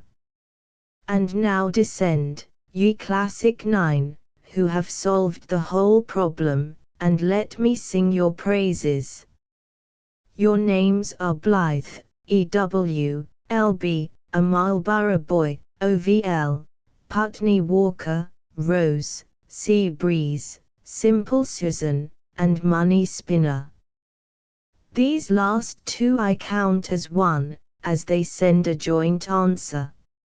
Rose and Simple Susan and Company do not actually state that the hilltop was reached some time between 6 and 7, but, as they have clearly grasped the fact that a mile, ascended and descended, took the same time as 2 level miles, I mark them as right. A Marlborough Boy and Putney Walker deserve honorable mention for their algebraical solutions, being the only two who have perceived that the question leads to an indeterminate equation. E.W. brings a charge of untruthfulness against the aged knight, a serious charge, for he was the very pink of chivalry. She says according to the data given, the time at the summit affords no clue to the total distance. It does not enable us to state precisely to an inch how much level and how much hill there was on the road. Fair damsel, the aged knight replies, if, as I surmise, thy initials denote early womanhood, bethink thee that the word enable is thine, not mine. I did but ask the time of reaching the hilltop as my condition for further parley. If now thou wilt not grant that I am a truth-loving man, then will I affirm that those same initials denote envenomed wickedness. Class list. I am Marlborough Boy. Putney Walker. 2 Blythe. EWLBOVL Rose. Sea Breeze. Simple Susan. Money Spinner. Blythe has made so ingenious an addition to the problem, and Simple Susan and Company have solved it in such tuneful verse, that I record both their answers in full. I have altered a word or two in Blythe's, which I trust she will excuse. It did not seem quite clear as it stood. Yet stay, said the youth, as a gleam of inspiration lighted up the relaxing muscles of his quiescent features. Stay. Methinks it matters little when we reached that summit, the crown of our toil. For in the space of time wherein we clambered up 1 mile and bounded down the same on our return, we could have trudged the twain on the level. We have plodded, then, 24 miles in these 6 mortal hours, for never a moment did we stop for catching of fleeting breath or for gazing on the scene around. Very good, said the old man. 12 miles out and 12 miles in. And we reached the top some time between 6 and 7 of the clock. Now mark me. For every 5 minutes that had fled since 6 of the clock when we stood on yonder peak, so many miles had we toiled upwards on the dreary mountainside. The youth moaned and rushed into the hostel. Blithe, the elder and the younger knight, they sallied forth at 3. How far they went on level ground it matters not to me. What time they reached the foot of hill, when they began to mount, are problems which I hold to be of very small account. The moment that each waved his hat upon the topmost peak, to trivial query such as this no answer will I seek. Yet can I tell the distance well they must have travelled o'er, on hill and plain, twixt 3 and 9. The miles were 24.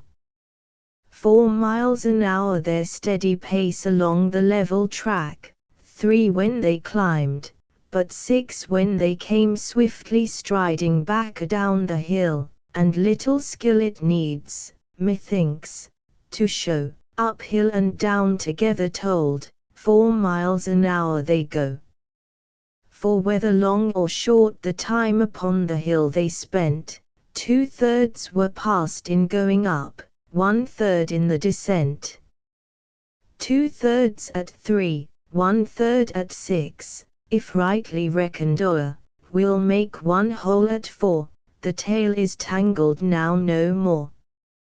Simple Susan, money spinner, answers to not to. 1. The dinner party. Problem. The governor of Kafuni wants to give a very small dinner party, and invites his father's brother-in-law, his brother's father-in-law, his father-in-law's brother, and his brother-in-law's father. Find the number of guests. Answer. 1. In this genealogy, males are denoted by capitals, and females by small letters. The governor is E and his guest is C. 10 answers have been received. Of these, 1 is wrong, Galanthus Nivalis Major, who insists on inviting 2 guests, 1 being the governor's wife's brother's father. If she had taken his sister's husband's father instead, she would have found it possible to reduce the guests to 1.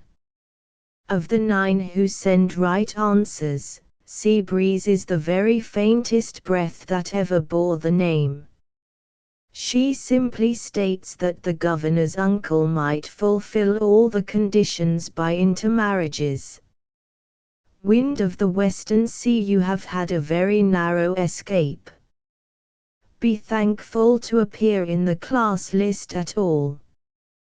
Bogoke and Bradshaw of the future use genealogies which require 16 people instead of 14, by inviting the governor's father's sister's husband instead of his father's wife's brother. I cannot think this so good a solution as one that requires only 14.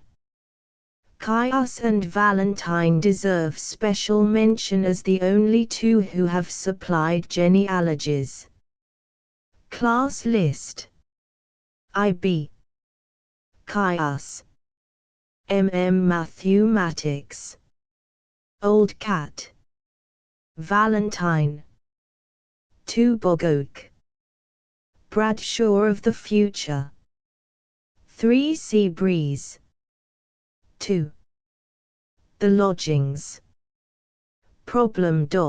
A square has 20 doors on each side, which contains 21 equal parts. They are numbered all round, beginning at one corner.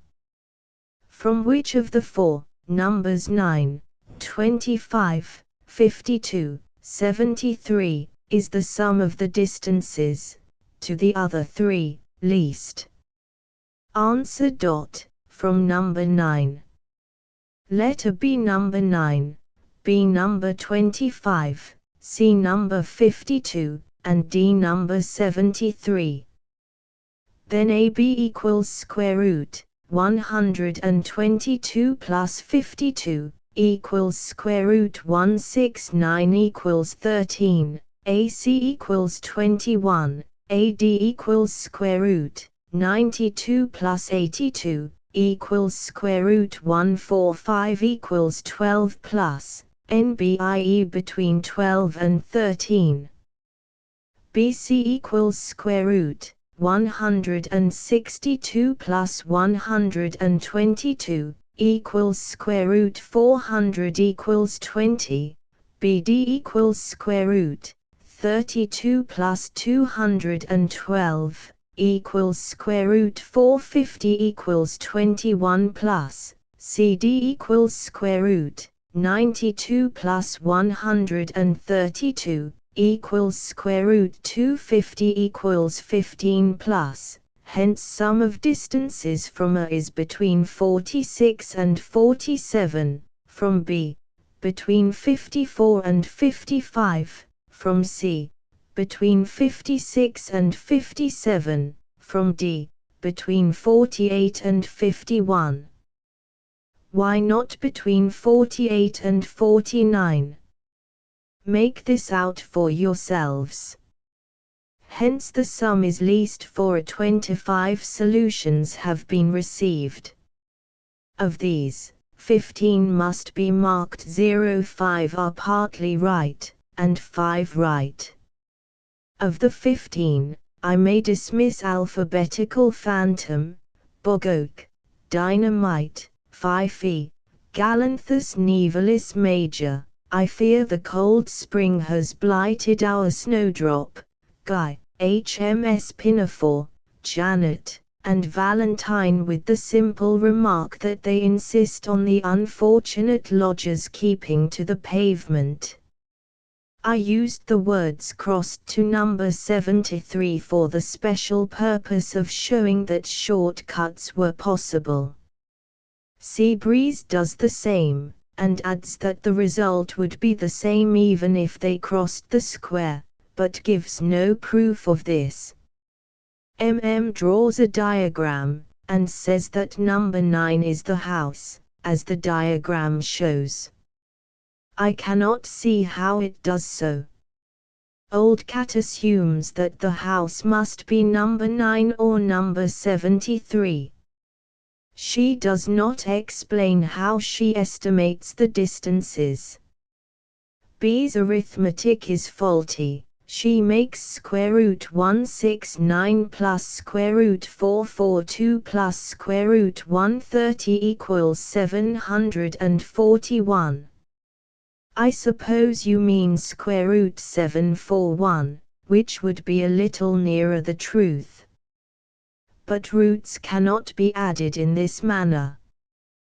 Do you think square root 9 plus square root 16 is 25, or even square root 25? But Eyre's state is more perilous still. She draws illogical conclusions with a frightful calmness. After pointing out, rightly, that AC is less than BD, she says, therefore the nearest house to the other three must be A or C. And again, after pointing out, rightly, that B and D are both within the half square containing A, she says therefore AB and AD must be less than BC and CD. There is no logical force in either therefore. For the first, try numbers 1, 21, 60, 70, this will make your premise true, and your conclusion false. Similarly, for the second, try numbers 1, 30, 51, 71. Of the 5 partly right solutions, Rags and Tatters and Mad Hatter, who send one answer between them, make number 25 6 units from the corner instead of 5. Chiam, ERDL, and Megipots leave openings at the corners of the square, which are not in the data, Moreover, Chiam gives values for the distances without any hint that they are only approximations. Crofai and Morphi make the bold and unfounded assumption that there were really 21 houses on each side, instead of 20 as stated by Balbus. We may assume, they add, that the doors of numbers 21, 42, 63, 84, are invisible from the center of the square. What is there, I wonder, that Crofai and Morphi would not assume? Of the 5 who are wholly right, I think Bradshaw of the Future, Caius, Clifton C., and Martreb deserve special praise for their full analytical solutions. Matthew Matix picks out number 9, and proves it to be the right house in 2 ways, very neatly and ingeniously, but why he picks it out does not appear. It is an excellent synthetical proof, but lacks the analysis which the other 4 supply. Class list. I. Bradshaw of the Future, Caius. Clifton C. Martreb. 2. Matthew Matix. 3. Chiam. Crofai and Morphi. ERDL Megipots. Rags and Tatters. Mad Hatter. A remonstrance has reached me from Scrutator on the subject of not I, which he declares was no problem at all. 2 questions, he says, are put. To solve one there is no data, the other answers itself. As to the first point, Scrutator is mistaken. There are, not is, data sufficient to answer the question. As to the other, it is interesting to know that the question answers itself, and I am sure it does the question great credit. Still, I fear I cannot enter it on the list of winners, as this competition is only open to human beings. Answers to Not 3. Problem. 1. 2 travelers, starting at the same time, went opposite ways round a circular railway. Trains start each way every 15 minutes, the easterly ones going round in 3 hours, the westerly in 2. How many trains did each meet on the way, not counting trains met at the terminus itself? 2. They went round, as before, each traveller counting as one the train containing the other traveller. How many did each meet? Answers. 1. 19. 2. The easterly traveller met 12, the other 8. The trains one way took 180 minutes, the other way 120. Let us take the LCM, 360, and divide the railway into 360 units. Then one set of trains went at the rate of 2 units a minute and at intervals of 30 units, the other at the rate of 3 units a minute and at intervals of 45 units. An easterly train starting has 45 units between it and the first train it will meet. It does 2-5 ths of this while the other does 3-5 ths, and thus meets it at the end of 18 units, and so all the way round. A westerly train starting has 30 units between it and the first train it will meet. It does 3-5 ths of this while the other does 2-5 ths, and thus meets it at the end of 18 units, and so all the way round. Hence, if the railway be divided, by 19 posts, into 20 parts, each containing 18 units, trains meet at every post, and, in 1, each traveler passes 19 posts in going round, and so meets 19 trains. But, in 2, the easterly traveler only begins to count after traversing 2-5 ths of the journey, i.e., on reaching the 8th post, and so counts 12 posts. Similarly, the other counts 8. They meet at the end of 2-5 ths of 3 hours, or 3-5 ths of 2 hours, i.e., 72 minutes. 4 to 5 answers have been received.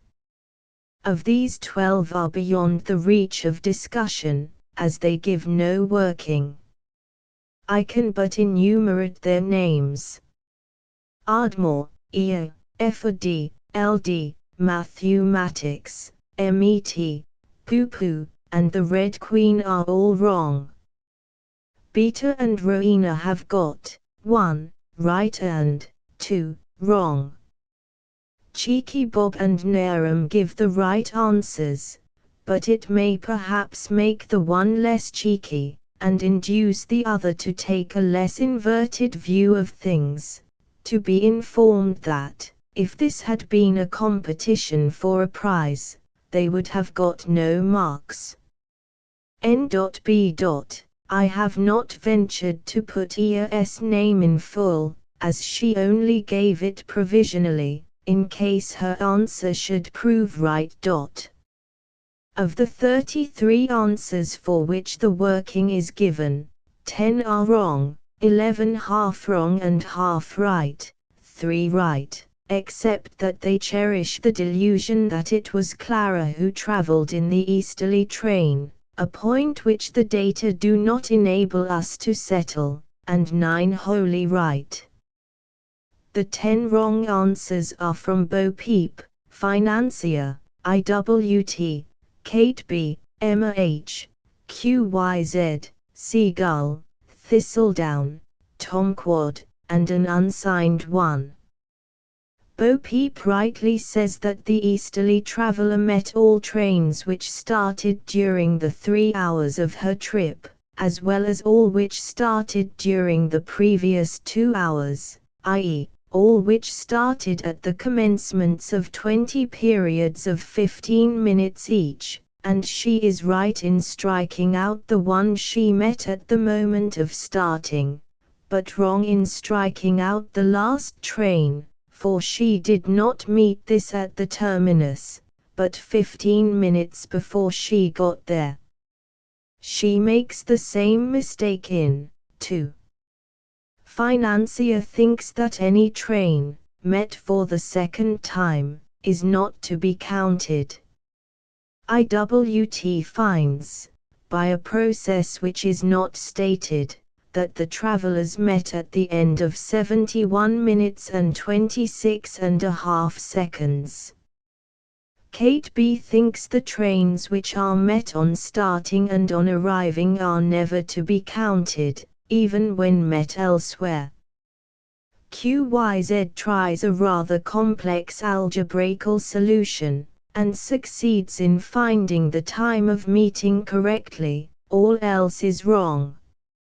Seagull seems to think that, in 1, the easterly train stood still for 3 hours, and says that, in 2, the travellers met at the end of 71 minutes 40 seconds.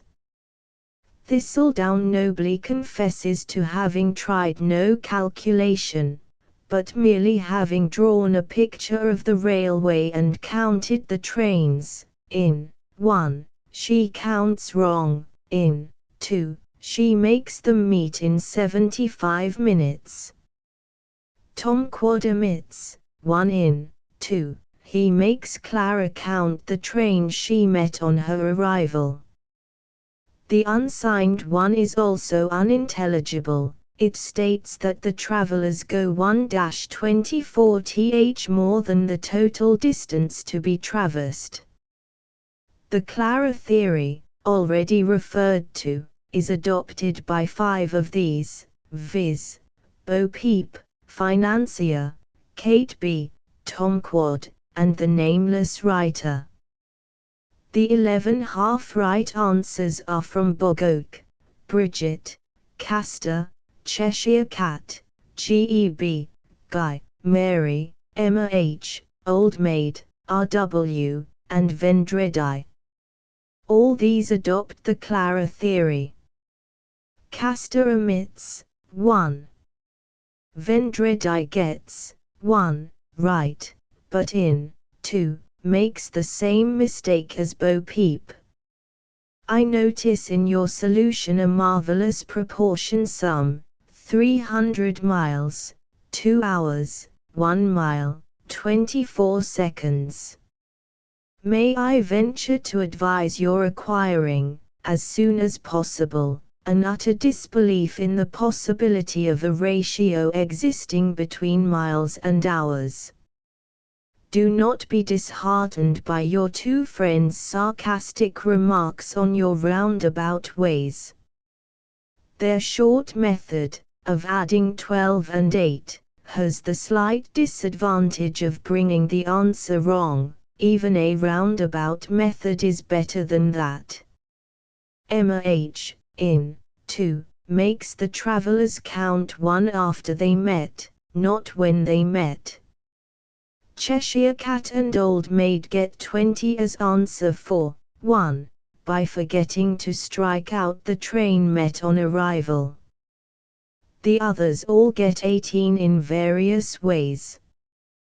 Bog Oak, Guy, and RW divide the trains which the westerly traveller has to meet into 2 sets, viz., those already on the line, which they, rightly, make 11, and those which started during her 2 hours' journey, exclusive of train met on arrival, which they, wrongly, make 7, and they make a similar mistake with the easterly train.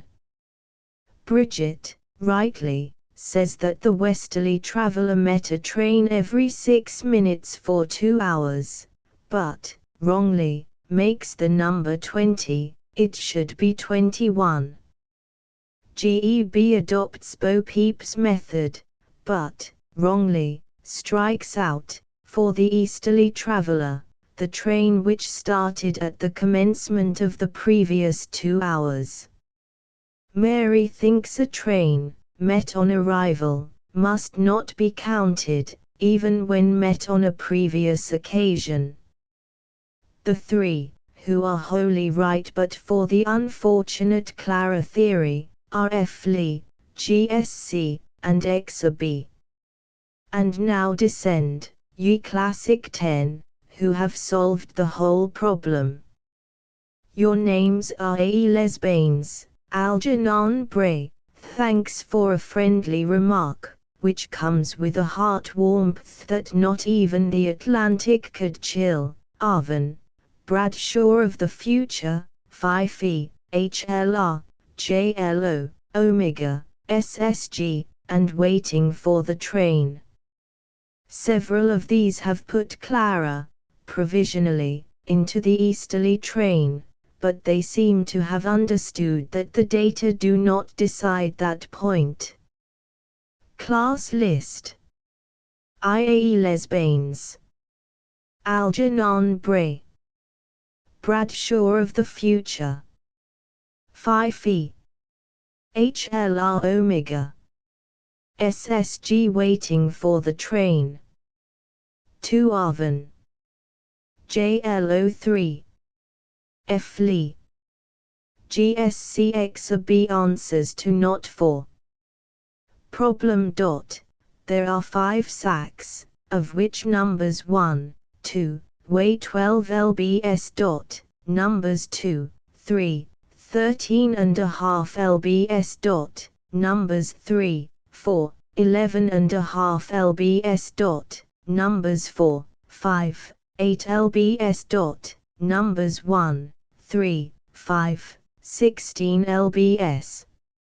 Required the weight of each sack. Answer. 5 1/2, 6 1/2, 7, 4 1/2, 3 1/2. The sum of all the weighings, 61 lbs, includes sack number 3 thrice and each other twice.